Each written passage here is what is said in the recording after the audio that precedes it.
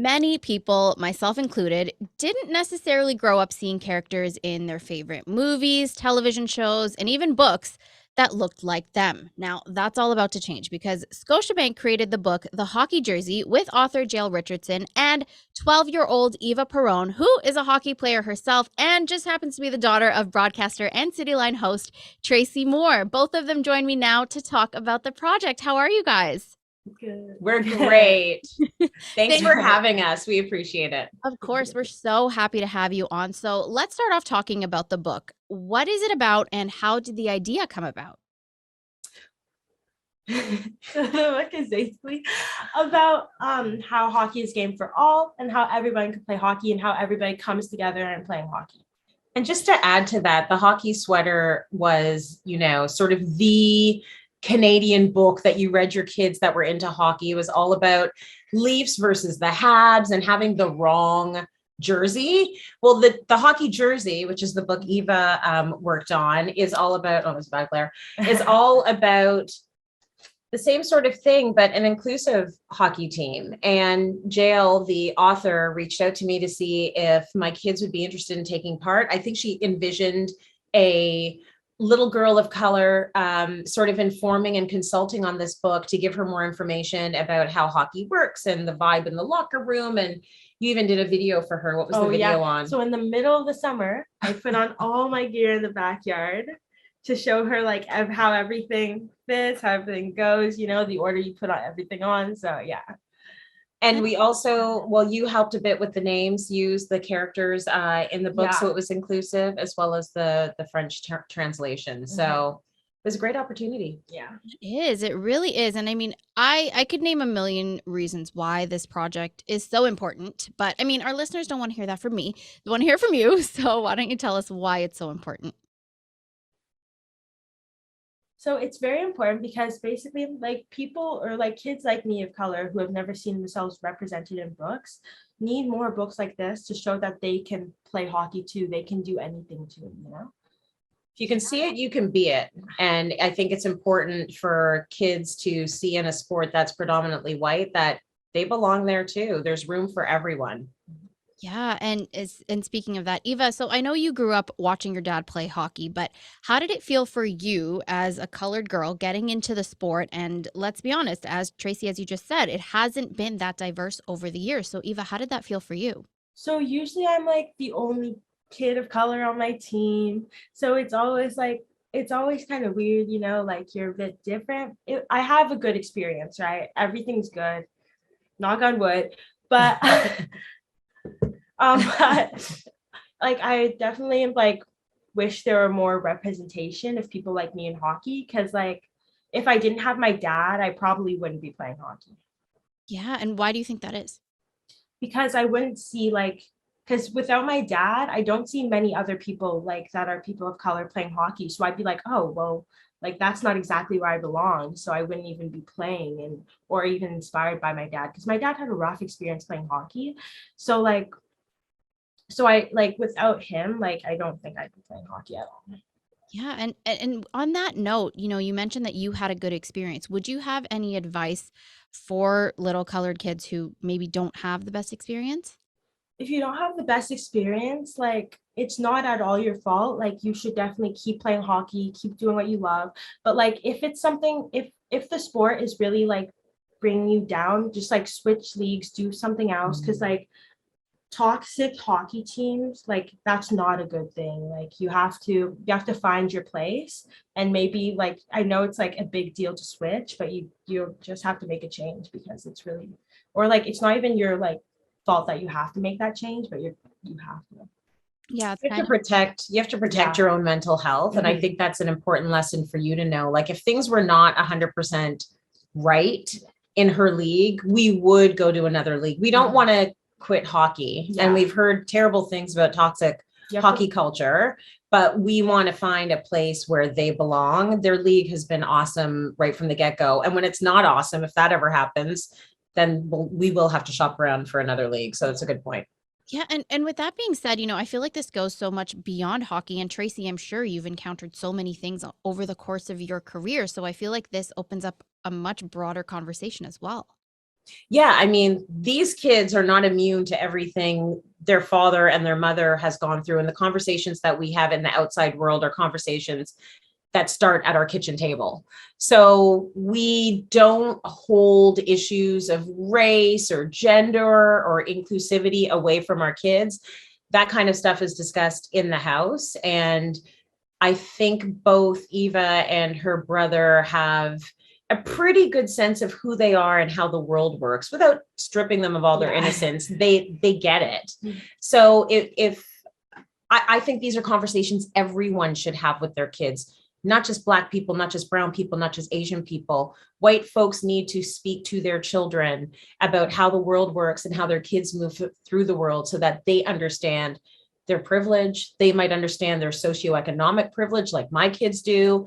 And they can understand how they can make space for people who do not look like them to be in those spaces. So it's a much bigger conversation, but I like the fact that this isn't a children's book about hockey because it might open the door to so many people to talk about this sort of thing. Yes, and I love that you're bringing that up because I think it's so important to have these conversations regardless of the color of your skin. You know, this is the world we live in now, and I love that this book is taking those strides to diversify the world, really. Absolutely. Well, we got to start somewhere, and I think education is always a great place to start. We're all big book lovers in this house, which is why we're so proud of her. We have over 1,000 books. We have a lot of books in this house. I love that. You see, we can't forget how important books are. Yeah, books are crucial. And I mean, the fact that I'm hearing like school boards are getting in touch with me saying, oh, we just got our hockey jersey book, and libraries, little free libraries. It's really important that we get the information out in a fun way that will make it enjoyable to learn about inclusivity. Yes, I love that so much. And Tracy, how does it feel for you as a mom getting to see your daughter take on something like this at such a young age too? It feels good. So I'm proud that she wanted to do this. I don't want to be the mother that's like, let's go, honey, we got to make you a star. Like the fact that the opportunity came was definitely had everything to do about my position in television. But the fact that she was offered the opportunity, she took it, she understood that this was something that she should take seriously, and she did take it seriously. And now she's embracing media. I have to keep reminding myself she's only 12. She did breakfast television with me, Cityline with me. She did a City News interview, and just growing into her confidence and her maturity as a little girl, to me, it's a beautiful thing to see. We all like to see our kids grow and develop, right? Yes, and Eva, you're only going to grow and develop even more. And do you think you maybe might have a career in media like your mom? I actually do like the idea of that. I actually do. I have lots of years to decide that, but so far I'm liking this. I mean, we're not trying to age you or anything over here. I mean, like your mom just said, it's hard to remember that you are just 12 years old. You're so mature, you're so well spoken, and you should be so proud of that. Thank you. And you're, like I said, you're an inspiration for generations that came before you and after you. So thank you so much for doing this. And if our listeners want to purchase and read the book, where can they go? You can get it for $21.99 at Indigo. You can get it at hopefully a little free library in your neighborhood. What were you going to say? Hockey Free. Well, it's actually being donated to Hockey for Youth, the proceeds, 100% of the proceeds. But you can also go to the Scotiabank website, and they will have a URL, and you can actually download an ebook copy if you want to do it that way as well. I love that so much. And before I let both of you go, what piece of advice would you offer to hockey parents and hockey kids and just sports in general of color moving forward? Keep going. It's like, if it's getting too stressful, like you shouldn't, like, just think about your love for that sport, and like it's an amazing thing and it's for everyone. So don't ever get discouraged to not play. And I would also add, just for the parents, I think we have a particular level of anxiety with throwing our kids into spaces where they may not be welcome. My advice would be to try it. I am delighted with the amount of just lovely friendships, the vibe from the other parents. And you've been doing this since you were how old? When did you start? We Like started 7, ball maybe? hockey at 6, but hockey at 7, ice hockey at 7. So all these years of meeting incredible parents and incredible kids the whole time. So it's been overwhelmingly positive. So just try, even though it might seem like, oh my God, it's winter sports. We don't do that. Try it. I think your kids will absolutely love it. And if they don't, pull them out and go try soccer, go try something else. But it's worth trying because winter is long in this country. That's for sure. It's definitely worth giving a try. And Tracy and Eva, if our listeners want to follow you, where can we do that? They can follow me on Instagram at the Tracy Moore, and they can follow her nowhere because she's 12. Yes.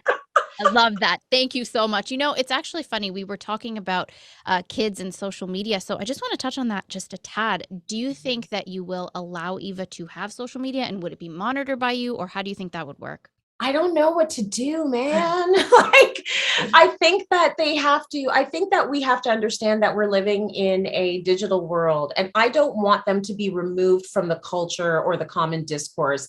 I want them to be able to interact with their friends, but I want them to have digital literacy, just like we need them to have media literacy. So when we're watching commercials, when I'm reading them, even kids' books, we've been analyzing what we're reading since they were very young, looking at commercials. What do you think they're trying to sell us here? Why are they selling it like that? You know, like, what is is this whole thing really about cheese? Why did they have to do it like that? So I need that analysis to kick in when they're on social media accounts, and you are following people on social media accounts. She's just not actively posting anything for the public.